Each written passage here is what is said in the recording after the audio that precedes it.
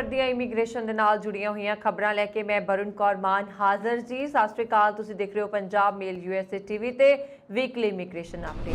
Widen ਸਰਕਾਰ ਨੇ ਰਿਹਾ ਕੀਤੇ 2,57,000 ਗੈਰ ਕਾਨੂੰਨੀ ਪ੍ਰਵਾਸੀ। ਹੁਣ ਅਮਰੀਕਾ ਦੇ H1B ਵੀਜ਼ਾ ਲਈ ਅਰਜ਼ੀਆਂ ਦੀ ਭਰਮਾਰ। ਵਿੱਤੀ ਸਾਲ 2023 ਦਾ ਟੀਚਾ ਕੀਤਾ ਪੂਰਾ। ਅਮਰੀਕਾ 'ਚ 65,000 ਵਿਦੇਸ਼ੀ ਤਕਨੀਕੀ ਕਾਮਿਆਂ ਨੂੰ ਮਿਲੇਗਾ H1B ਵੀਜ਼ਾ। ਅਮਰੀਕੀ ਰਾਸ਼ਟਰਪਤੀ ਬਾਈਡਨ ਦਾ ਵੱਡਾ ਐਲਾਨ। ਇਸ ਆਮਦਨ ਵਰਗ ਦੇ ਵਿਦਿਆਰਥੀਆਂ ਦੇ ਸਟੂਡੈਂਟਸ ਲੋਨ ਹੋਣਗੇ ਮਾਫ। ਅਮਰੀਕਾ ਵਿੱਚ ਗੈਰ ਕਾਨੂੰਨੀ ਢੰਗ ਨਾਲ ਦਾਖਲ ਹੋਣ ਵਾਲੇ ਪ੍ਰਵਾਸੀਆਂ ਦੀਆਂ ਮੌਤਾਂ ਦਾ ਮਾਮਲਾ। ਅਮਰੀਕਾ ਦੇ ਰਿਓ ਗ੍ਰੈਂਡ ਦਰਿਆ ਵਿੱਚੋਂ ਹਰ ਰੋਜ਼ ਮਿਲਦੀਆਂ ਨੇ ਪ੍ਰਵਾਸੀਆਂ ਦੀਆਂ ਲਾਸ਼ਾਂ। ਵਿਦੇਸ਼ਾਂ ਵਿੱਚ PR ਲੈਣ ਵਾਲਿਆਂ ਦੇ ਲਈ ਖਾਸ ਖਬਰ ਹੈ ਜੀ। ਵਿਦੇਸ਼ਾਂ 'ਚ PR ਲੈਣ ਵਾਲੇ ਪੰਜਾਬ ਦੇ ਅਧਿਕਾਰੀਆਂ ਲਈ ਖਾਸ ਖਬਰ। ਸਖਤ ਹੋਈ ਮਾਨ ਸਰਕਾਰ। ਕੈਨੇਡਾ ਦਾ ਵੀਜ਼ਾ ਅਤੇ PR ਲੈਣ ਵਾਲਿਆਂ 'ਚ ਭਾਰਤੀ ਨੇ ਸਭ ਤੋਂ ਮੋਹਰੀ। ਕੈਨੇਡਾ ਦੇ ਸੁਪਨੇ ਸਜਾਉਣ ਵਾਲੇ ਪੰਜਾਬੀ ਵਿਦਿਆਰਥੀ ਡੁੱਬੇ ਨੇ ਚਿੰਤਾ ਦੇ ਵਿੱਚ। ਪੰਜਾਬੀ ਵਿਦਿਆਰਥੀਆਂ ਲਈ ਵੱਡਾ ਮੌਕਾ ਵੀ ਹੋ ਸਕਦਾ ਹੈ। ਕੈਨੇਡਾ 'ਚ ਨਰਸਾਂ ਦੇ 35,000 ਤੋਂ ਜ਼ਿਆਦਾ ਅਹੁਦੇ ਖਾਲੀ ਨੇ। ਕੈਨੇਡਾ ਦੇ ਇਮੀਗ੍ਰੇਸ਼ਨ ਮੰਤਰੀ ਸੀਨ ਫਰੇਜ਼ਰ ਨੇ ਇਮੀਗ੍ਰੇਸ਼ਨ ਬਾਰੇ ਕੀਤੇ ਨੇ ਕੁਝ ਨਵੇਂ ਐਲਾਨ। ਕੈਨੇਡਾ ਵਾਲਿਆਂ ਦੇ ਵਿਦੇਸ਼ ਗੇੜੇ ਵੱਧ ਗਏ ਨੇ 7 ਗੁਣਾ। 2 ਸਾਲ ਬਾਅਦ ਚੀਨ ਭਾਰਤੀ ਵਿਦਿਆਰਥੀਆਂ ਨੂੰ ਜਾਰੀ ਕਰੇਗਾ ਵੀਜ਼ਾ। ਆਸਟ੍ਰੇਲੀਆ ਵਿੱਚ ਹੁਨਰਮੰਦ ਕਾਮਿਆਂ ਦੀ ਘਾਟ ਬਣੀ ਚਿੰਤਾ ਦਾ ਵਿਸ਼ਾ। ਸਰਕਾਰ ਨੇ ਬਣਾਈ ਯੋਜਨਾ। ਨਿਊਜ਼ੀਲੈਂਡ ਨੇ ਕਾਮਿਆਂ ਦੀ ਘਾਟ ਨੂੰ ਪੂਰਾ ਕਰਨ ਦੇ ਲਈ ਵੀਜ਼ਾ ਨਿਯਮਾਂ ਵਿੱਚ ਕੀਤਾ ਬਦਲਾਅ। ਬ੍ਰਿਟੇਨ ਸ਼ੁਰੂ ਕਰ ਰਿਹਾ ਨਵੀਂ ਸਕੈਲਪ ਵੀਜ਼ਾ ਸਕੀਮ। ਭਾਰਤੀਆਂ ਨੂੰ ਲਾਭ ਹੋਣ ਦੀ ਉਮੀਦ। ਤੁਸੀਂ ਦੇਖ ਰਹੇ ਹੋ ਵੀਕਲੀ ਇਮੀਗ੍ਰੇਸ਼ਨ ਅਪਡੇਟ। ਅਮਰੀਕਾ ਵਿੱਚ ਗੈਰ ਕਾਨੂੰਨੀ ਤਰੀਕੇ ਨਾਲ ਦਾਖਲ ਹੋ ਰਹੇ ਪ੍ਰਵਾਸੀਆਂ ਦੀ ਫੜੋ-ਫੜੀ ਦਰਮਿਆਨ ਬਾਈਡਨ ਸਰਕਾਰ 2.5 ਲੱਖ ਤੋਂ ਵੱਧ ਪ੍ਰਵਾਸੀਆਂ ਨੂੰ ਰਿਹਾ ਕਰ ਚੁੱਕੀ ਹੈ। ਅਮਰੀਕਾ ਦੇ ਕਸਟਮਜ਼ ਅਤੇ ਬਾਰਡਰ ਪ੍ਰੋਟੈਕਸ਼ਨ ਵਿਭਾਗ ਦੇ ਅੰਕੜੇ ਦੇ ਮੁਤਾਬਕ 2,57,000 ਪ੍ਰਵਾਸੀਆਂ ਨੂੰ ਇਹਨਾਂ ਦੇ ਸਪਾਂਸਰਾਂ ਹਵਾਲੇ ਕਰ ਦਿੱਤਾ ਗਿਆ ਅਤੇ ਹੁਣ ਇਹਨਾਂ ਨੂੰ ਡਿਪੋਰਟ ਕੀਤੇ ਜਾਣ ਦੇ ਅਸਾਰ ਨਹੀਂ ਹੈ।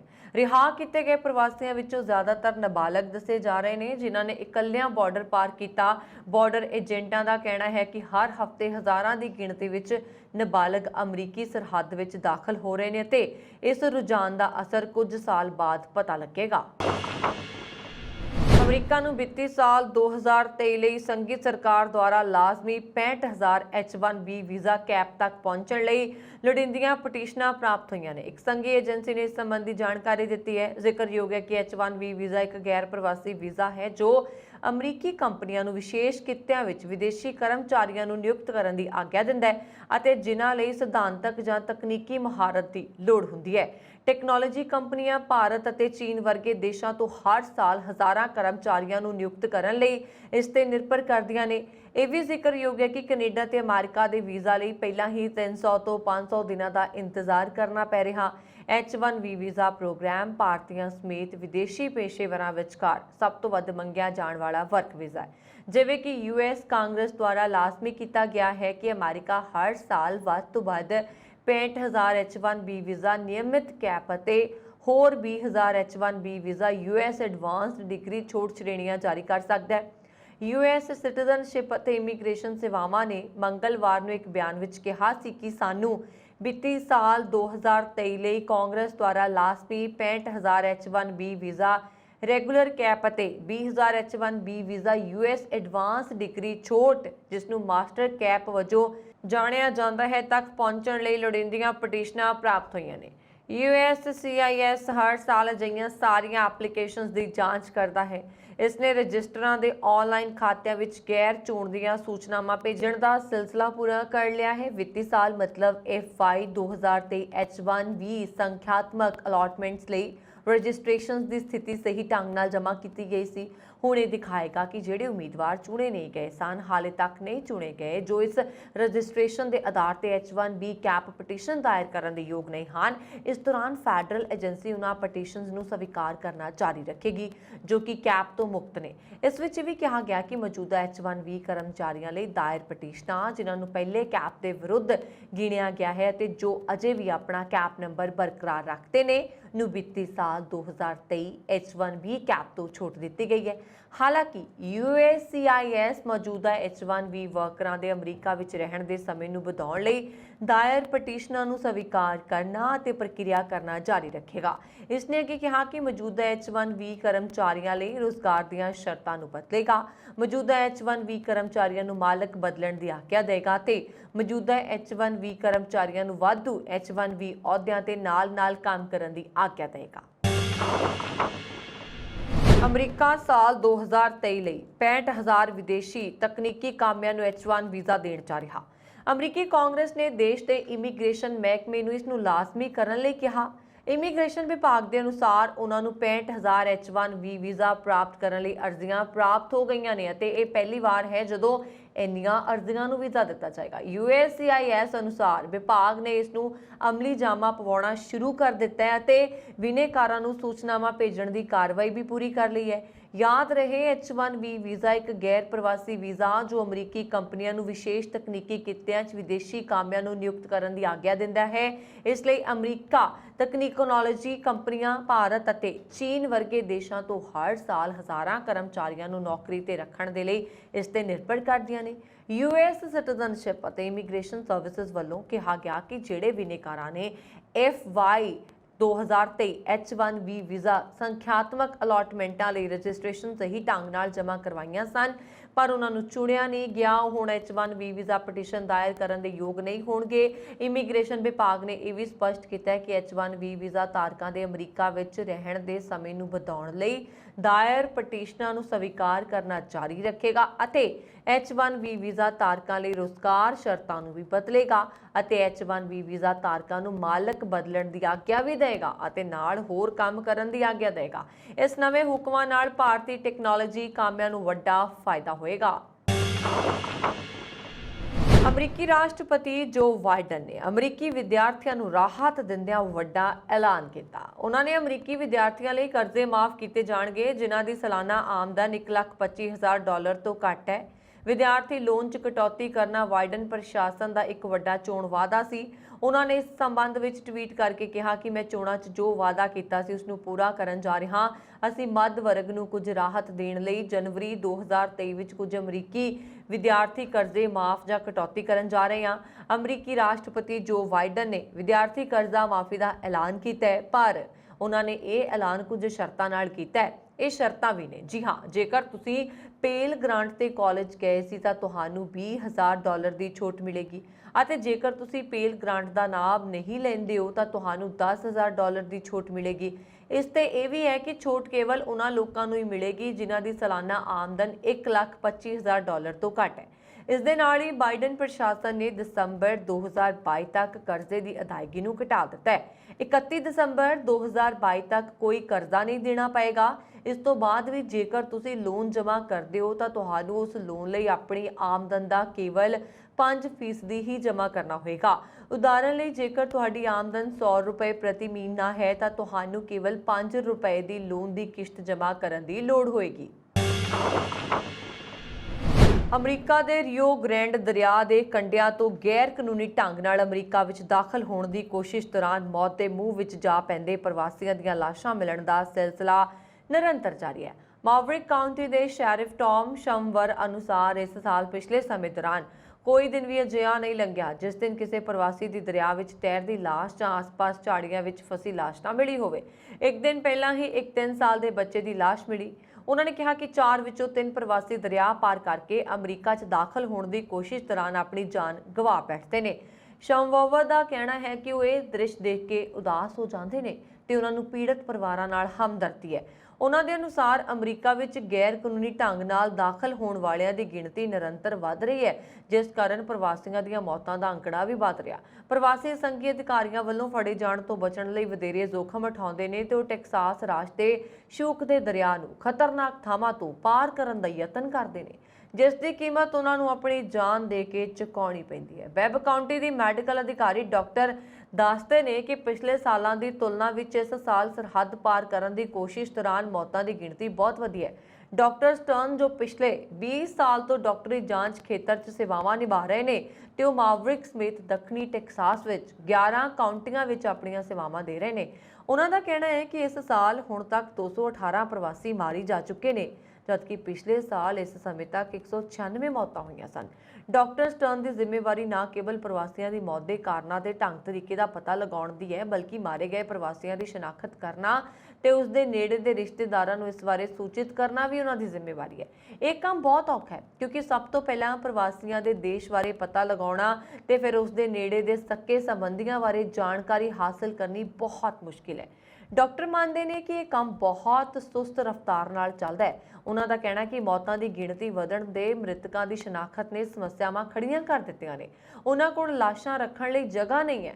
ਉਹਨਾਂ ਕੋਲ ਇਸ ਸਮੇਂ 260 ਪ੍ਰਵਾਸੀਆਂ ਦੀਆਂ ਲਾਸ਼ਾਂ ਨੇ। ਡਾਕਟਰ ਨੇ ਕਿਹਾ ਹੈ ਕਿ ਜਿਨ੍ਹਾਂ ਵਿੱਚ ਉਹ ਸੇਵਾਵਾਂ ਨਿਭਾ ਰਹੇ ਨੇ ਉਹਨਾਂ ਥਾਵਾਂ ਦੇ ਅਧਿਕਾਰੀਆਂ ਨੂੰ ਕਿਹਾ ਹੈ ਕਿ ਜਦੋਂ ਤੱਕ ਉਹਨਾਂ ਕੋਲ ਲਾਸ਼ਾਂ ਰੱਖਣ ਦੀ ਜਗ੍ਹਾ ਨਹੀਂ ਹੈ ਉਦੋਂ ਤੱਕ ਉਹ ਪ੍ਰਵਾਸੀਆਂ ਦੀਆਂ ਲਾਸ਼ਾਂ ਆਪਣੇ ਸ਼ਮਸ਼ਾਨ ਘਰਾਂ ਵਿੱਚ ਰੱਖਣ। ਪੰਜਾਬ 'ਚ ਮੁੱਖ ਮੰਤਰੀ ਭਗਵੰਤ ਮਾਨ ਦੀ ਅਗਵਾਈ ਵਾਲੀ ਆਮ ਆਦਮੀ ਪਾਰਟੀ ਦੀ ਸਰਕਾਰ ਨੇ ਭ੍ਰਿਸ਼ਟਾਚਾਰੀਆਂ ਤੇ ਸ਼ਿਕੰਜਾ ਕੱਸਦਿਆਂ ਹੁਣ ਫੈਸਲਾ ਕੀਤਾ ਹੈ ਕਿ ਵਿਦੇਸ਼ਾਂ 'ਚ PR ਲੈਣ ਵਾਲੇ ਅਧਿਕਾਰੀਆਂ ਦੀ ਪਛਾਣ ਕੀਤੀ ਜਾਏਗੀ। ਇਸ ਸੰਬੰਧ ਵਿੱਚ ਵਿਜੀਲੈਂਸ ਬਿਊਰੋ ਵੱਲੋਂ ਸਰਕਾਰੀ ਵਿਭਾਗਾਂ ਤੋਂ ਜਾਣਕਾਰੀ ਇਕੱਠੀ ਕੀਤੀ ਜਾ ਰਹੀ ਹੈ। ਕਿਹੜੇ-ਕਿਹੜੇ ਅਧਿਕਾਰੀਆਂ ਨੇ ਵਿਦੇਸ਼ਾਂ 'ਚ PR ਲਈ ਹੋਈ ਹੈ। ਭਗਵੰਤ ਮਾਨ ਸਰਕਾਰ ਨੇ ਇਹ ਕਦਮ ਇਸ ਲਈ ਚੁੱਕਿਆ ਹੈ ਤਾਂ ਜੋ ਭ੍ਰਿਸ਼ਟ ਅਧਿਕਾਰੀ ਵਿਦੇਸ਼ਾਂ ਵਿੱਚ ਪਨਾਹ ਨਾ ਲੈ ਸਕਣ। ਉਹਨਾਂ ਨੇ ਕਿਹਾ ਕਿ ਕਈ ਅਧਿਕਾਰੀ ਭ੍ਰਿਸ਼ਟਾਚਾਰ ਕਰਨ ਤੋਂ ਬਾਅਦ PR ਹੋਣ ਕਾਰਨ ਵਿਦੇਸ਼ ਚਲੇ ਜਾਂਦੇ ਨੇ। ਫੂਡ ਸਪਲਾਈ ਵਿਭਾਗ ਦੇ ਇੱਕ ਅਧਿਕਾਰੀ ਨੇ BPR ਲਈ ਹੋਈ ਸੀ ਜਿਸ ਕਾਰਨ ਉਹ ਵਿਦੇਸ਼ ਚਲਾ ਗਿਆ। ਇਸ ਅਧਿਕਾਰੀ ਨੇ ਪਹਿਲਾਂ ਹੀ 2006 ਵਿੱਚ ਚੁੱਪਚਾਪ PR ਲਈ। ਭਗਵੰਤ ਮਾਨ ਸਰਕਾਰ ਹੁਣ PR ਲੈਣ ਵਾਲੇ ਅਧਿਕਾਰੀਆਂ ਦੇ ਮਾਮਲੇ 'ਚ ਸਖਤੀ ਕਰ ਸਕਦੀ ਹੈ। ਇੱਕ ਅੰਦਾਜ਼ੇ ਦੇ ਅਨੁਸਾਰ ਪੰਜਾਬ ਦੇ 130 ਅਧਿਕਾਰੀਆਂ ਤੇ ਮੁਲਾਜ਼ਮਾਂ ਕੋਲ PR ਹੈ। ਇਸ ਲਈ ਹੁਣ ਸਾਰੇ ਵਿਭਾਗਾਂ ਤੋਂ ਅਜਿਹੇ ਅਧਿਕਾਰੀਆਂ ਦੀ ਪਛਾਣ ਕੀਤੀ ਜਾ ਰਹੀ ਹੈ। ਕੈਨੇਡੀਅਨ ਵੀਜ਼ਾ ਅਤੇ ਸਥਾਈ ਨਿਵਾਸ ਪ੍ਰਾਪਤ ਕਰਨ ਵਾਲੇ ਸਭ ਤੋਂ ਵੱਡੇ ਪ੍ਰਾਪਤਕਰਤਾਵਾਂ ਵਿੱਚੋਂ ਭਾਰਤੀ ਮੋਹਰੀ ਨੇ। Immigration refugees and citizenship Canada ਦੁਆਰਾ ਜਾਰੀ ਕੀਤੇ ਗਏ ਅੰਕੜਿਆਂ ਦੇ ਅਨੁਸਾਰ ਪਿਛਲੇ ਸਾਲ 2021 ਵਿੱਚ ਕੈਨੇਡਾ ਨੇ 4,05,000 ਤੋਂ ਵੱਧ ਪ੍ਰਵਾਸੀਆਂ ਦਾ ਸਵਾਗਤ ਕੀਤਾ ਹੈ। ਇਨ੍ਹਾਂ ਪ੍ਰਵਾਸੀਆਂ ਵਿੱਚੋਂ ਤਕਰੀਬਨ 1/3 ਭਾਰਤੀ ਮੂਲ ਦੇ ਨੇ। ਇਸ ਤੋਂ ਇਲਾਵਾ ਕੈਨੇਡਾ ਨੇ ਪਿਛਲੇ ਸਾਲ ਲਗਭਗ 4,50,000 ਅੰਤਰਰਾਸ਼ਟਰੀ ਵਿਦਿਆਰਥੀਆਂ ਦਾ ਸਵਾਗਤ ਕੀਤਾ ਹੈ ਜਿਸ ਵਿੱਚ ਕੁੱਲ 50% ਭਾਰਤੀ ਸਨ। ਇੱਥੇ 10,000 ਤੋਂ ਵੱਧ ਉਹ ਭਾਰਤੀ ਵੀ ਸਨ ਜੋ ਅਸਥਾਈ ਵਿਦੇਸ਼ੀ ਵਰਕਰ ਪ੍ਰੋਗਰਾਮ ਦੇ ਤਹਿਤ ਕੈਨੇਡਾ ਚਲੇ ਗਏ ਅਤੇ ਲਗਭਗ 1,30,000 ਨੇ ਅੰਤਰਰਾਸ਼ਟਰੀ ਗਤੀਸ਼ੀਲਤਾ ਪ੍ਰੋਗਰਾਮ ਦੇ ਤਹਿਤ ਵਰਕ ਪਰਮਿਟ ਪ੍ਰਾਪਤ ਕੀਤੇ ਸਨ। ਭਾਰਤੀਆਂ ਦੀ ਆਮਦ ਦੇ ਉੱਚ ਪੱਧਰ ਨੂੰ ਅੰਤਰਰਾਸ਼ਟਰੀ ਅਤੇ ਘਰੇਲੂ ਕੈਨੇਡੀਅਨ ਕਾਰਕਾਂ ਦੇ ਸੁਮੇਲ ਦੁਆਰਾ ਸੁਝਾਇਆ ਜਾ ਸਕਦਾ ਹੈ। ਅੰਤਰਰਾਸ਼ਟਰੀ ਤੌਰ ਤੇ ਭਾਰਤ ਵਿੱਚ ਸਿੱਖਿਆ, ਭਾਸ਼ਾ ਦੇ ਹੁਨਰ, ਕੰਮ ਦੇ ਤਜਰਬੇ ਅਤੇ ਸੈਟਲਮੈਂਟ ਫੰਡਾਂ ਦੇ ਨਾਲ ਇੱਕ ਮੱਧ ਵਰਗ ਦੀ ਆਬਾਦੀ ਵੱਧ ਰਹੀ ਹੈ ਜੋ ਇਮੀਗ੍ਰੇਸ਼ਨ ਰਿਫਿਊਜੀਜ਼ ਅਤੇ ਸਿਟੀਜ਼ਨਸ਼ਿਪ ਕੈਨੇਡਾ ਨੂੰ ਵੀਜ਼ਾ ਮਨਜ਼ੂਰ ਕਰਨ ਲਈ ਲੋੜੀਂਦੀ ਹੈ। ਇਹ ਵਿਸ਼ੇਸ਼ਤਾਵਾਂ ਕੈਨੇਡਾ ਜਾਣ ਦੀ ਕੋਸ਼ਿਸ਼ ਕਰ ਰਹੇ ਸਾਰੇ ਭਾਰਤੀਆਂ ਦੇ ਲਈ ਮਹੱਤਵਪੂਰਨ ਨੇ, ਭਾਵੇਂ ਸਥਾਈ ਨਿਵਾਸੀ, ਵਿਦੇਸ਼ੀ ਕਾਮੇ ਜਾਂ ਅੰਤਰਰਾਸ਼ਟਰੀ ਵਿਦਿਆਰਥੀ ਨੇ। ਇੱਕ ਹੋਰ ਜ਼ਰੂਰੀ ਅੰਤਰਰਾਸ਼ਟਰੀ ਕਾਰਕ ਇਹ ਹੈ ਕਿ ਅਮਰੀਕਾ ਵਿੱਚ ਸਥਾਈ ਨਿਵਾਸ ਮਾਰਗਾਂ ਦੀ ਘਾਟ ਕਾਰਨ ਹਾਲ ਹੀ ਦੇ ਸਾਲ ਵਿੱਚ ਸਥਾਈ ਨਿਵਾਸ ਲਈ ਕੈਨੇਡਾ ਜਾਣ ਵਾਲੇ ਭਾਰਤੀ ਵਿਦੇਸ਼ੀ ਕਾਮਿਆਂ ਦੀ ਗਿਣਤੀ ਵਿੱਚ ਵਾਧਾ ਹੋਇਆ ਹੈ। ਘਰੇਲੂ ਤੌਰ ਤੇ ਕੈਨੇਡਾ ਨੇ ਕਈ ਤਰ੍ਹਾਂ ਦੀਆਂ ਪ੍ਰਮੁੱਖ ਇਮੀਗ੍ਰੇਸ਼ਨ ਨੀਤੀ ਤਬਦੀਲੀਆਂ ਕੀਤੀਆਂ ਨੇ ਜੋ ਭਾਰਤੀ ਪ੍ਰਤਿਭਾ ਲਈ ਬਹੁਤ ਲਾਭਦਾਇਕ ਨੇ, ਜਿਵੇਂ ਕਿ ਕੈਨੇਡਾ ਮਹਾਮਾਰੀ ਦੌਰਾਨ ਮਜ਼ਦੂਰਾਂ ਦੀ ਘਾਟ ਤੋਂ ਉਭਰਨਾ ਜਾਰੀ ਰੱਖਦਾ। ਦੇਸ਼ ਇਸ ਘਾਟ ਨੂੰ ਭਰਨ ਦੇ ਲਈ ਪ੍ਰਵਾਸੀਆਂ ਤੇ ਬਹੁਤ ਜ਼ਿਆਦਾ ਨਿਰਭਰ ਕਰਦਾ ਹੈ। ਕੈਨੇਡੀਅਨ ਸਰਕਾਰ ਦੀ ਸਭ ਤੋਂ ਤਾਜ਼ਾ ਇਮੀਗ੍ਰੇਸ਼ਨ ਪੱਧਰੀ ਯੋਜਨਾ 2022 ਅਤੇ 24 ਦੇ ਵਿਚਕਾਰ 10 ਲੱਖ ਤੋਂ ਵੱਧ ਨਵੇਂ ਸਥਾਈ ਨਿਵਾਸੀਆਂ ਦੀ ਆਮਦ ਦਾ ਟੀਚਾ ਹੈ ਜਿਸ ਵਿੱਚ ਸਾਲਾਨਾ 4,30,000 ਤੋਂ ਵੱਧ ਨਵੇਂ ਲੋਕ ਦਾਖਲ ਹੁੰਦੇ ਨੇ। ਇਸ ਤੋਂ ਇਲਾਵਾ ਕੈਨੇਡਾ ਦੇ ਪ੍ਰੋਵਿੰਸ਼ੀਅਲ ਨਾਮਜ਼ਦ ਪ੍ਰੋਗਰਾਮ ਵਿੱਚ ਹਿੱਸਾ ਲੈਣ ਵਾਲੇ ਪ੍ਰੋਵਿੰਸਾਂ ਅਤੇ ਪ੍ਰਦੇਸ਼ਾਂ ਨੂੰ ਹਰ ਸਾਲ ਆਰਥਿਕ ਪ੍ਰਵਾਸੀਆਂ ਦੀ ਇੱਕ ਨਿਰਧਾਰਤ ਸੰਖਿਆ ਦੀ ਚੋਣ ਕਰਨ ਅਤੇ ਉਹਨਾਂ ਨੂੰ ਸਥਾਈ ਨਿਵਾਸ ਲਈ ਨਾਮਜ਼ਦ ਕਰਨ ਦੀ ਆਗਿਆ ਦਿੰਦੇ ਨੇ। ਵਿਦਿਆਰਥੀ ਵੀ ਪੋਸਟ ਗ੍ਰੈਜੂਏਸ਼ਨ ਵਰਕ ਪਰਮਿਟ ਵਰਗੇ ਪ੍ਰੋਗਰਾਮਾਂ ਕਰਕੇ ਕੈਨੇਡਾ ਵਿੱਚ ਕੈਂਪਸ ਵੱਲ ਵਧ ਰਹੇ ਨੇ ਜੋ ਉਹਨਾਂ ਨੂੰ ਨੌਕਰੀਆਂ ਲਈ ਗ੍ਰੈਜੂਏਸ਼ਨ ਤੋਂ ਬਾਅਦ ਦੇਸ਼ ਵਿੱਚ ਰਹਿਣ ਦੀ ਆਗਿਆ ਦਿੰਦੇ ਨੇ ਅਤੇ ਅੰਤ ਵਿੱਚ PR ਲਈ ਅਰਜ਼ੀ ਦਿੰਦੇ ਨੇ। ਕੈਨੇਡਾ ਦੇ ਸੁਪਨੇ ਸਜਾਉਣ ਵਾਲੇ ਪੰਜਾਬੀ ਵਿਦਿਆਰਥੀਆਂ ਦਾ ਭਵਿੱਖ ਖਤਰੇ ਵਿੱਚ ਪੈ ਗਿਆ ਹੈ ਕਿਉਂਕਿ ਸਤੰਬਰ ਸੈਸ਼ਨ ਵਿੱਚ ਕੇਵਲ 15 ਦਿਨ ਬਾਕੀ ਨੇ ਪਰ ਉਹਨਾਂ ਨੂੰ ਸਟੱਡੀਜ਼ ਵੀਜ਼ਾ ਨਹੀਂ ਮਿਲ ਰਹੇ। ਅੰਬੈਸੀ ਵੱਲੋਂ ਸਟੱਡੀ ਵੀਜ਼ੇ ਦੀਆਂ ਪੁਰਾਣੀਆਂ ਅਰਜ਼ੀਆਂ ਵੀ ਸਮੇਂ ਸਿਰ ਕਲੀਅਰ ਨਹੀਂ ਕੀਤੀਆਂ ਗਈਆਂ ਤੇ ਹੁਣ ਨਵੀਆਂ ਅਰਜ਼ੀਆਂ ਵੀ ਲਟਕ ਰਹੀਆਂ ਨੇ। ਬੈਕਲੌਗ ਵਧਣ ਤੇ ਕਈ ਹੋਰ ਕਾਰਨਾਂ ਕਰਕੇ ਬਹੁਤ ਸਾਰੇ ਵਿਦਿਆਰਥੀਆਂ ਦੀਆਂ ਵੀਜ਼ਾ ਅਰਜ਼ੀਆਂ ਰੱਦ ਕੀਤੀਆਂ ਜਾ ਰਹੀਆਂ ਨੇ। ਇਹਨਾਂ ਵਿੱਚ ਉਹ ਵਿਦਿਆਰਥੀ ਵੀ ਸ਼ਾਮਲ ਨੇ ਜਿਨ੍ਹਾਂ ਨੇ ਆਇਲਸ ਵਿੱਚ ਚੰਗੇ ਬੈਂਡ ਲਏ ਸੀ। ਇਸ ਕਾਰਨ ਪੰਜਾਬੀ ਵਿਦਿਆਰਥੀ ਤੇ ਤੇ ਉਹਨਾਂ ਦੇ ਮਾਪੇ ਚਿੰਤਾ ਵਿੱਚ ਡੁੱਬ ਗਏ ਨੇ। ਕੈਨੇਡਾ 'ਚ ਸਤੰਬਰ ਦੇ ਪਹਿਲੇ ਹਫ਼ਤੇ ਤੋਂ ਸਾਰੇ ਕਾਲਜਾਂ ਤੇ ਯੂਨੀਵਰਸਿਟੀਆਂ ਵਿੱਚ ਕਲਾਸਾਂ ਸ਼ੁਰੂ ਹੋ ਰਹੀਆਂ ਨੇ। ਕੇਵਲ 15 ਦਿਨ ਦਾ ਸਮਾਂ ਬਚਿਆ, ਪਰ ਕੈਨੇਡੀਅਨ ਐਮਬੈਸੀ ਵੱਲੋਂ ਭਾਰਤੀ ਵਿਦਿਆਰਥੀਆਂ ਨੂੰ ਵੀਜ਼ਾ ਜਾਰੀ ਨਹੀਂ ਕੀਤਾ ਜਾ ਰਿਹਾ। ਕਈ ਵਿਦਿਆਰਥੀ ਅਗਸਤ ਮਹੀਨੇ ਦੇ ਅਖੀਰਲੇ ਦਿਨਾਂ ਤੱਕ 에ਅਰ ਟਿਕਟ ਤੱਕ ਬੁੱਕ ਕਰਵਾ ਕੇ ਲੱਖਾਂ ਰੁਪਏ ਕਾਲਜਾਂ ਨੂੰ ਫੀਸ ਦੇ ਕੇ ਬੈਠੇ ਨੇ, ਪਰ ਸਟੱਡੀ ਵੀਜ਼ਾ ਦੀਆਂ ਫਾਈਲਾਂ ਲਟਕ ਰਹੀਆਂ ਨੇ। ਸੋ ਇਸ ਤਰ੍ਹਾਂ ਬਹੁਤ ਸਾਰੇ ਪੰਜਾਬੀ ਵਿਦਿਆਰਥੀਆਂ ਨੇ ਜਿਨ੍ਹਾਂ ਨੇ ਕੈਨੇਡਾ ਦੇ ਸਟੱਡੀ ਵੀਜ਼ੇ ਲਈ ਅਪਲਾਈ ਕੀਤਾ ਸੀ, ਪਰ ਹੁਣ ਉਹਨਾਂ ਨੂੰ ਆਪਣਾ ਭਵਿੱਖ ਧੁੰਦਲਾ ਨਜ਼ਰ ਆ ਰਿਹਾ। ਕੈਨੇਡਾ ਸਰਕਾਰ ਨੂੰ ਚਾਹੀਦਾ ਹੈ ਕਿ ਉਹ ਇਹਨਾਂ ਪੰਜਾਬੀ ਵਿਦਿਆਰਥੀਆਂ ਦੀ ਸਾਰ ਲਏ ਅਤੇ ਐਮਬੈਸੀ ਵਿੱਚ ਧੂੜ ਫੁੱਕ ਰਹੀਆਂ ਇਹਨਾਂ ਦੀਆਂ ਵੀਜ਼ਾ ਅਰਜ਼ੀਆਂ ਨੂੰ ਮਨਜ਼ੂਰੀ ਪ੍ਰਦਾਨ ਕੀਤੀ ਜਾਵੇ। ਕੈਨੇਡਾ ਵਿੱਚ ਕਰੀਬ 35,000 ਤੋਂ ਵੱਧ ਨਰਸਾਂ ਦੇ ਅਹੁਦੇ ਖਾਲੀ ਹੋ ਚੁੱਕੇ ਨੇ। ਇਹ ਪੰਜਾਬ ਦੇ ਨਰਸਿੰਗ ਕਾਲਜਾਂ ਵਿੱਚ ਪੜ੍ਹ ਰਹੇ ਵਿਦਿਆਰਥੀਆਂ ਲਈ ਵੱਡਾ ਮੌਕਾ ਸਾਬਤ ਹੋ ਸਕਦਾ ਹੈ। ਕੈਨੇਡਾ ਵਿੱਚ ਜਿੱਥੇ ਇਹ ਅੰਕੜਾ ਲਗਾਤਾਰ ਵੱਧਦਾ ਜਾ ਰਿਹਾ, ਉੱਥੇ ਕੈਨੇਡਾ ਵਿੱਚ ਹਰ 4 ਵਿੱਚੋਂ ਇੱਕ ਨਰਸ ਅਗਲੇ 3 ਸਾਲਾਂ ਵਿੱਚ ਨੌਕਰੀ ਛੱਡਣ ਦਾ ਮਨ ਬਣਾ ਚੁੱਕੀ ਹੈ। ਕੈਨੇਡੀਅਨ ਯੂਨੀਅਨ ਆਫ ਨਰਸਸ ਮੁਤਾਬਕ ਇੱਕ ਅੰਦਰੂਨੀ ਸਰਵੇ 'ਚ ਕਰੀਬ 28% ਨਰਸਾਂ ਨੇ ਕੰਮ ਦੇ ਤਣਾਅ, ਮਰੀਜ਼ਾਂ ਤੇ ਉਹਨਾਂ ਦੇ ਰਿਸ਼ਤੇਦਾਰਾਂ ਦੇ ਦੁਰਵਿਵਹਾਰ ਕਾਰਨ ਅਤੇ ਕੰਮ ਕਰਨ ਦਾ ਸਹੀ ਮਾਹੌਲ ਨਾ ਹੋਣ ਕਾਰਨ ਨੌਕਰੀ ਛੱਡਣ ਦੀ ਇੱਛਾ ਜਤਾਈ ਹੈ। ਨਰਸਿੰਗ ਸਟਾਫ ਦੀ ਕਮੀ ਨਾਲ ਹਸਪਤਾਲਾਂ ਵਿੱਚ ਮਰੀਜ਼ਾਂ ਨੂੰ ਲਗਾਤਾਰ ਮੁਸ਼ਕਲਾਂ ਦਾ ਸਾਹਮਣਾ ਕਰਨਾ ਪੈ ਰਿਹਾ। ਉੱਥੇ ਅਮਰੀਕਾ ਵਿੱਚ ਬਿਹਤਰ ਕਮਾਈ ਦੀ ਇੱਛਾ ਵਿੱਚ ਵੀ ਪਲਾਇਨ ਇਸ ਕਮੀ ਦੀ ਵੱਡੀ ਵਜ੍ਹਾ ਬਣ ਕੇ ਸਾਹਮਣੇ ਆਈ ਹੈ। ਕੈਨੇਡਾ ਵਿੱਚ ਆਉਣ ਵਾਲੀਆਂ ਇਮੀਗ੍ਰੈਂਟਸ ਨਰਸਾਂ ਦਾ ਅਮਰੀਕਾ ਜਾਣਾ ਜਾਰੀ ਹੈ। ਉਹ ਕੈਨੇਡਾ ਵਿੱਚ ਕੰਮ ਕਰਦੇ ਹੋਏ ਅਮਰੀਕੀ ਨਰਸਿੰਗ ਲਾਇਸੈਂਸ ਦੇ ਟੈਸਟ ਆਦਿ ਦੇ ਕੇ ਇੰਤਜ਼ਾਰ ਕਰਦੀਆਂ ਨੇ। ਲਾਇਸੈਂਸ ਮਿਲਦੇ ਹੀ ਉਹ ਅਮਰੀਕਾ ਦੇ ਹਸਪਤਾਲਾਂ ਵਿੱਚ ਪਹੁੰਚ ਜਾਂਦੀਆਂ ਨੇ। ਕੈਨੇਡਾ ਵਿੱਚ ਨਰਸਾਂ ਨੂੰ ਪ੍ਰਤੀ ਘੰਟਾ $27 ਤੋਂ $40 ਤੱਕ ਮਿਲਦੇ ਨੇ।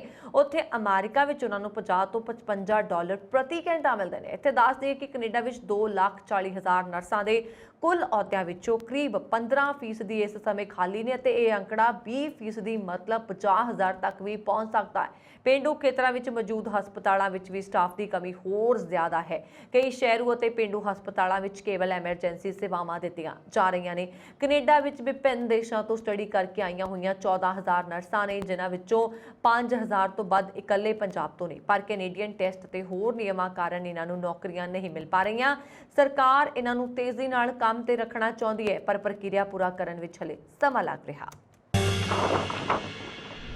ਕੈਨੇਡਾ ਦੇ ਇਮੀਗ੍ਰੇਸ਼ਨ ਮੰਤਰੀ ਸੀਨ ਫਰੇਜ਼ਰ ਨੇ ਇਮੀਗ੍ਰੇਸ਼ਨ ਸਿਸਟਮ ਬਾਰੇ ਨਵੀਂ ਜਾਣਕਾਰੀ ਦਿੰਦਿਆਂ ਕਿਹਾ ਕਿ IRCC ਨੇ ਲੋਕਾਂ ਨੂੰ ਇਮੀਗ੍ਰੇਸ਼ਨ ਬੈਕਲੌਗ ਨੂੰ ਟਰੈਕ ਕਰਨ ਦੀ ਮਨਜ਼ੂਰੀ ਦੇਣ ਲਈ ਨਵੀਂ ਵੈਬਸਾਈਟ ਲਾਂਚ ਕੀਤੀ ਹੈ। ਉਹਨਾਂ ਨੇ ਵੈਨਕੂਵਰ ਵਿੱਚ immigration refugees and citizenship Canada ਵੱਲੋਂ ਅਰਜ਼ੀਆਂ ਦੇ ਬੈਕਲੌਗ ਨੂੰ ਘਟਾਉਣ, ਕਲਾਇੰਟ ਦੇ ਤਜਰਬੇ ਵਿੱਚ ਸੁਧਾਰ ਕਰਨ ਅਤੇ ਮਜ਼ਦੂਰਾਂ ਦੀ ਕਮੀ ਨੂੰ ਦੂਰ ਕਰਨ ਲਈ ਚੱਲ ਰਹੇ ਕੰਮ ਬਾਰੇ ਗੱਲ ਕੀਤੀ। ਉਹਨਾਂ ਪ੍ਰੋਸੈਸਿੰਗ ਸਮਰੱਥਾ ਨੂੰ ਤੇਜ਼ ਕਰਨ ਅਤੇ ਬੈਕਲੌਗ ਨੂੰ ਘਟਾਉਣ ਲਈ 1,250 ਨਵੇਂ ਕਰਮਚਾਰੀਆਂ ਦੀ ਨਿਯੁਕਤੀ ਕਰਨ ਦਾ ਐਲਾਨ ਕੀਤਾ।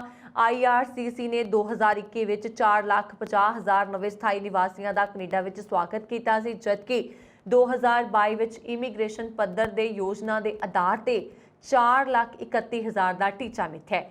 ਜਨਵਰੀ ਤੋਂ 31 ਜੁਲਾਈ ਦਰਮਿਆਨ 2,75,000 ਨਵੇਂ ਸਥਾਈ ਨਿਵਾਸੀ ਆਏ ਨੇ। ਇਸੇ ਅਰਸੇ ਵਿੱਚ 3,49,000 ਨਵੇਂ ਵਰਕ ਪਰਮਿਟ ਜਾਰੀ ਕੀਤੇ ਗਏ ਨੇ, ਜਿਨ੍ਹਾਂ ਵਿੱਚ 2,20,000 ਓਪਨ ਵਰਕ ਪਰਮਿਟ ਸ਼ਾਮਲ ਨੇ।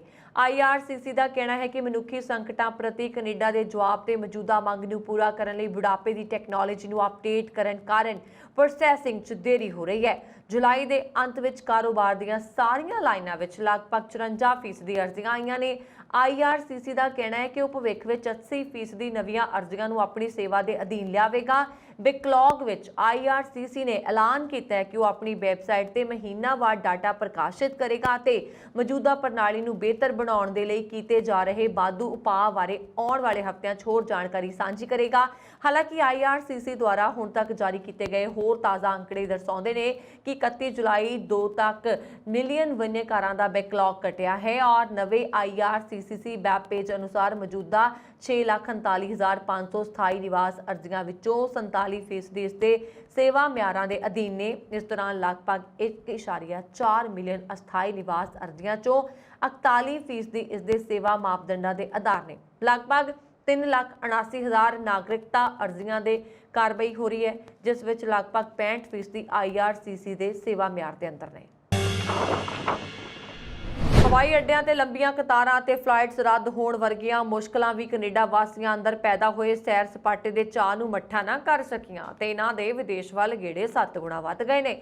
ਸਮਾਨ ਗੁੰਮ ਹੋਣ ਵਰਗੀਆਂ ਚਿੰਤਾਵਾਂ ਦੀ ਬਿਲਕੁਲ ਪਰਵਾਹ ਨਾ ਕਰਦਿਆਂ 5,71,000 ਤੋਂ ਵੱਧ ਕੈਨੇਡੀਅਨਸ ਨੇ ਜੂਨ ਮਹੀਨੇ ਦੌਰਾਨ 7 ਸਮੁੰਦਰ ਪਾਰ ਕੀਤੇ। ਭਾਵੇਂ ਕੈਨੇਡਾ ਵਾਸੀਆਂ ਵੱਲੋਂ ਵਿਦੇਸ਼ ਜਾਣ ਦਾ ਰੁਝਾਨ ਮਹਾਮਾਰੀ ਤੋਂ ਪਹਿਲਾਂ ਵਾਲੇ ਪੱਧਰ ਤੇ ਨਹੀਂ ਆਇਆ, ਪਰ ਜੂਨ 2021 ਦੇ ਮੁਕਾਬਲੇ ਵਿਦੇਸ਼ੀ ਧਰਤੀ ਦੇ ਗੇੜੇ 59% ਵਧੇ ਨੇ। ਨਾਲ ਦੇ ਨਾਲ 26 ਲੱਖ ਤੱਕ ਪਹੁੰਚ ਗਏ। ਜੂਨ 2019 ਵਿੱਚ ਵਿਦੇਸ਼ੀ ਧਰਤੀ ਦੇ ਗੇੜਿਆਂ ਦੀ ਗਿਣਤੀ 43 ਲੱਖ ਦਰਜ ਕੀਤੀ ਗਈ ਸੀ। ਜੂਨ 2022 ਵਿੱਚ 5,71,000 ਲੋਕ ਵਿਦੇਸ਼ ਤੋਂ ਪਰਤੇ ਅਤੇ ਇਹਨਾਂ ਵਿੱਚ ਅਮਰੀਕਾ ਜਾਣ ਵਾਲੇ ਸ਼ਾਮਲ ਨਹੀਂ ਹਨ। ਚੀਨ ਵਿੱਚ ਪੜ ਰਹੇ ਸੈਂਕੜੇ ਭਾਰਤੀ ਵਿਦਿਆਰਥੀਆਂ ਲਈ ਚੰਗੀ ਖਬਰ ਹੈ। ਚੀਨ ਨੇ ਸੋਮਵਾਰ ਨੂੰ ਭਾਰਤੀ ਵਿਦਿਆਰਥੀਆਂ ਨੂੰ ਵੀਜ਼ਾ ਜਾਰੀ ਕਰਨ ਦੀ ਯੋਜਨਾ ਦਾ ਐਲਾਨ ਕੀਤਾ। ਇਸ ਤੋਂ ਇਲਾਵਾ ਭਾਰਤੀਆਂ ਲਈ ਵਪਾਰਕ ਵੀਜ਼ਾ ਸਮੇਤ ਵੱਖ-ਵੱਖ ਸ਼੍ਰੇਣੀਆਂ ਲਈ ਵੀਜ਼ਾ ਜਾਰੀ ਕਰਨ ਦੀ ਯੋਜਨਾ ਦਾ ਵੀ ਐਲਾਨ ਕੀਤਾ ਗਿਆ। ਇਸ ਤੋਂ ਪਹਿਲਾਂ ਚੀਨ ਵਿੱਚ ਪੜ ਰਹੇ ਸੈਂਕੜੇ ਭਾਰਤੀ ਵਿਦਿਆਰਥੀ ਸਖਤ ਕੋਵਿਡ ਪਾਬੰਦੀਆਂ ਕਾਰਨ 2 ਸਾਲਾਂ ਤੋਂ ਵੱਧ ਸਮੇਂ ਤੋਂ ਆਪਣੇ ਘਰਾਂ ਵਿੱਚ ਰਹਿ ਰਹੇ ਨੇ। ਵਿਦੇਸ਼ ਮੰਤਰਾਲਾ ਦੇ ਏਸ਼ੀਆਈ ਮਾਮਲਿਆਂ ਦੇ ਵਿਭਾਗ ਦੇ ਸਲਾਹਕਾਰ ਰੋਂਗ ਨੇ ਟਵੀਟ ਕੀਤਾ ਕਿ ਭਾਰਤੀ ਵਿਦਿਆਰਥੀਆਂ ਨੂੰ ਵਧਾਈਆਂ, ਤੁਹਾਡਾ ਸਬਰ ਸਾਰਥਕ ਸਾਬਤ ਹੋਇਆ। ਮੈਂ ਅਸਲ ਵਿੱਚ ਤੁਹਾਡੇ ਉਤਸ਼ਾਹ ਨੂੰ ਸਾਂਝਾ ਕਰ ਸਕਦੀ ਹਾਂ। ਚੀਨ ਵਿੱਚ ਤੁਹਾਡਾ ਸਵਾਗਤ ਹੈ। ਉਹਨਾਂ ਨੇ ਟਵੀਟ ਨਵੀਂ ਦਿੱਲੀ ਵਿੱਚ ਚੀਨੀ ਦੂਤਘਰ ਦੁਆਰਾ ਵਿਦਿਆਰਥੀਆਂ, ਕਾਰੋਬਾਰੀਆਂ ਅਤੇ ਚੀਨ ਵਿੱਚ ਕੰਮ ਕਰਨ ਵਾਲੇ ਲੋਕਾਂ ਦੇ ਪਰਿਵਾਰ ਲਈ ਵੀਜ਼ਾ ਸ਼ੁਰੂ ਕਰਨ ਦੀ ਵਿਸਤ੍ਰਿਤ ਘੋਸ਼ਣਾ ਦਾ ਹਵਾਲਾ ਦਿੱਤਾ। ਘੋਸ਼ਣਾ ਦੇ ਅਨੁਸਾਰ X1 ਵੀਜ਼ਾ ਉਹਨਾਂ ਵਿਦਿਆਰਥੀਆਂ ਨੂੰ ਜਾਰੀ ਕੀਤਾ ਜਾਏਗਾ ਜੋ ਉੱਚ ਅਕਾਦਮਿਕ ਸਿੱਖਿਆ ਲਈ ਲੰਬੇ ਸਮੇਂ ਲਈ ਚੀਨ ਜਾਣਾ ਚਾਹੁੰਦੇ ਨੇ। ਨਵੇਂ ਵਿਦਿਆਰਥੀਆਂ ਤੋਂ ਇਲਾਵਾ ਇਹਨਾਂ ਵਿੱਚ ਉਹ ਵਿਦਿਆਰਥੀ ਵੀ ਸ਼ਾਮਲ ਨੇ ਜੋ ਆਪਣੀ ਪੜ੍ਹਾਈ ਜਾਰੀ ਰੱਖਣ ਲਈ ਚੀਨ ਵਾਪਸ ਜਾਣਾ ਚਾਹੁੰਦੇ ਨੇ। ਕੋਵਿਡ ਵੀਜ਼ਾ ਪਾਬੰਦੀਆਂ ਕਾਰਨ 23,000 ਤੋਂ ਵੱਧ ਭਾਰਤੀ ਵਿਦਿਆਰਥੀ ਘਰ ਵਾਪਸ ਚਲੇ ਗਏ ਸਨ। ਇਹਨਾਂ ਵਿੱਚੋਂ ਜ਼ਿਆਦਾਤਰ ਮੈਡੀਕਲ ਵਿਦਿਆਰਥੀ ਨੇ। ਚੀਨ ਨੇ ਉਹਨਾਂ ਲੋਕਾਂ ਦੇ ਨਾਮ ਮੰਗੇ ਸਨ ਜੋ ਆਪਣੀ ਪੜ੍ਹਾਈ ਲਈ ਤੁਰੰਤ ਵਾਪਸ ਆਉਣਾ ਚਾਹੁੰਦੇ ਨੇ ਅਤੇ ਇਸ ਤੋਂ ਬਾਅਦ ਭਾਰਤ ਨੇ ਕਈ 100 ਵਿਦਿਆਰਥੀਆਂ ਦੀ ਸੂਚੀ ਸੌਂਪੀ ਸੀ।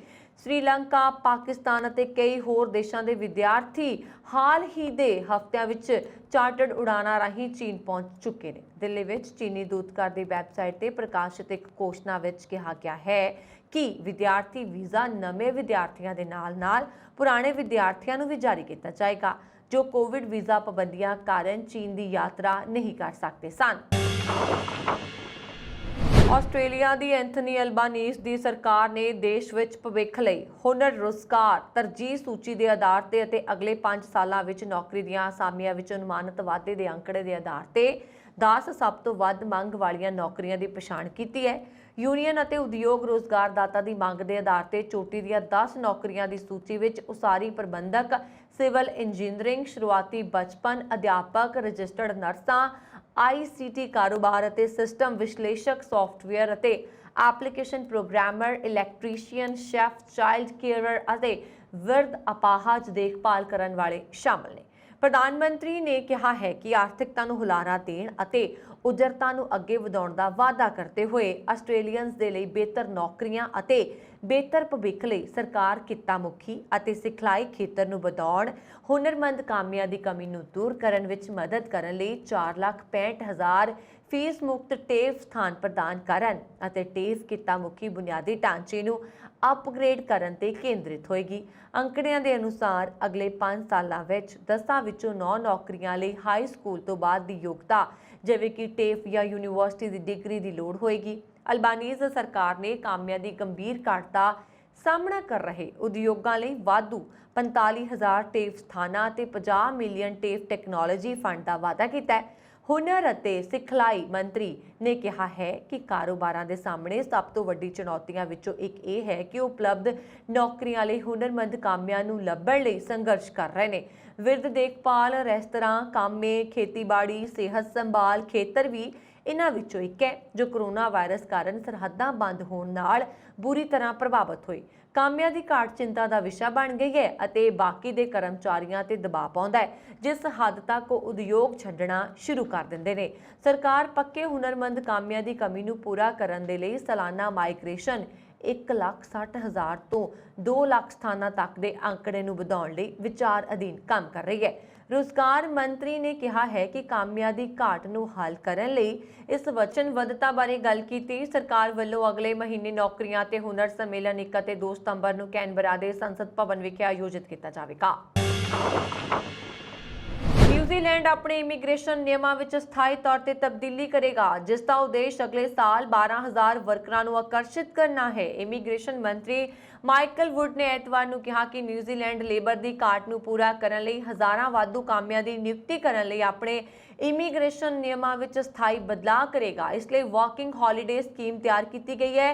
ਕੁਝ ਸਮੁੰਦਰੀ ਕਿਨਾਰੇ ਵਰਕਿੰਗ ਹੌਲੀਡੇ ਮੇਕਰਸ ਦੇ ਵੀਜ਼ੇ ਵੀ 6 ਮਹੀਨਿਆਂ ਲਈ ਵਧਾ ਦਿੱਤੇ ਜਾਣਗੇ, ਕਿਉਂਕਿ ਕਾਰੋਬਾਰ ਸਟਾਫ ਦੀ ਕਮੀ ਨਾਲ ਜੂਝ ਰਹੇ ਨੇ। ਕਾਮਿਆਂ ਦੀ ਕਮੀ ਇੱਕ ਵਿਸ਼ਵ ਵਿਆਪੀ ਰੁਝਾਨ ਦਾ ਹਿੱਸਾ ਹੈ, ਜਿਸ ਨੇ ਨਿਊਜ਼ੀਲੈਂਡ ਵਿੱਚ ਮਜ਼ਦੂਰੀ ਵਧਾਉਣ ਵਿੱਚ ਮਦਦ ਕੀਤੀ ਹੈ। ਇਸ ਦੇ ਨਾਲ ਹੀ ਕੇਂਦਰੀ ਬੈਂਕ ਦੁਆਰਾ ਮਹਿੰਗਾਈ ਤੇ ਲੜਾਈ ਲਈ ਇੱਕ ਚੁਣੌਤੀ ਪੇਸ਼ ਕੀਤੀ ਹੈ, ਜਿਸ ਨੇ ਪਿਛਲੇ ਹਫ਼ਤੇ ਸਤੰਬਰ 2015 ਤੋਂ ਬਾਅਦ ਸਭ ਤੋਂ ਵੱਧ ਵਿਆਜ ਦਰਾਂ ਨੂੰ ਵਧਾ ਦਿੱਤਾ। ਇਮੀਗ੍ਰੇਸ਼ਨ ਮੰਤਰੀ ਮਾਈਕਲ ਵੁੱਡ ਨੇ ਇੱਕ ਬਿਆਨ ਵਿੱਚ ਕਿਹਾ ਕਿ ਉਪਾਅ ਉਹਨਾਂ ਕਾਰੋਬਾਰਾਂ ਨੂੰ ਤੁਰੰਤ ਰਾਹਤ ਪ੍ਰਦਾਨ ਕਰਨ ਬਾਰੇ ਹੈ ਜੋ ਵਿਸ਼ਵ ਵਿਆਪੀ ਕਾਮਿਆਂ ਦੀ ਘਾਟ ਨਾਲ ਸਭ ਤੋਂ ਵੱਧ ਪ੍ਰਭਾਵਿਤ ਨੇ। ਹੋਰ ਕਦਮਾਂ ਵਿੱਚ ਬਜ਼ੁਰਗਾਂ ਦੀ ਦੇਖਭਾਲ, ਉਸਾਰੀ ਅਤੇ ਬੁਨਿਆਦੀ ਢਾਂਚਾ, ਮੀਟ ਪ੍ਰੋਸੈਸਿੰਗ, ਸਮੁੰਦਰੀ ਭੋਜਨ ਅਤੇ ਸਾਹਸੀ ਸੈਰ ਸਪਾਟਾ ਵਰਗੇ ਖੇਤਰਾਂ 'ਚ ਹੁਨਰਮੰਦ ਪ੍ਰਵਾਸੀਆਂ ਲਈ ਉਜਰਤ ਨਿਯਮਾਂ ਵਿੱਚ ਢਿੱਲ ਸ਼ਾਮਲ ਹੈ।